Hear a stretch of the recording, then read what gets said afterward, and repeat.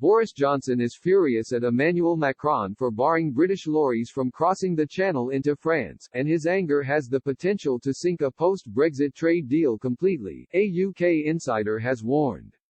The decision to close the border in response to the emergence of a new, more contagious strain of coronavirus has dramatically increased tensions between London and Paris. A deal to reopen the border was thrashed out last night, but lorry drivers will still need to show a recent COVID-19 test in order to travel to the continent, and disruption is ongoing. Yesterday reports emerged about a bitter cabinet meeting in which one minister allegedly referred to the French president as AC******. With Mr. Johnson and European Commission President Ursula von der Leyen directly involved, talks are now at a critical stage. However, the ongoing dispute, and Mr. Johnson's personal animosity towards Mr. Macron, may have dealt hopes a fatal blow. A senior UK source told The Sun, "A deal on the table now and both sides want to be home for Christmas Eve, but things are strained." Another said, "There's a real chance relations with the French sink this whole thing. If there was ever a time to tell them to get stuffed, this might be it."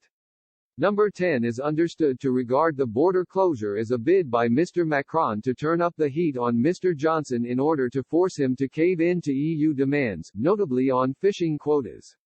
But one Whitehall source told the Politico website his approach could end up backfiring spectacularly. They explained, "If ever we needed a reason to show why we're leaving the EU, the French trying to take food off our shelves for Christmas out of spite should do it." Politico also cited the unnamed minister using a four-letter word to describe Mr. Macron, while Mr. Johnson himself was incandescent.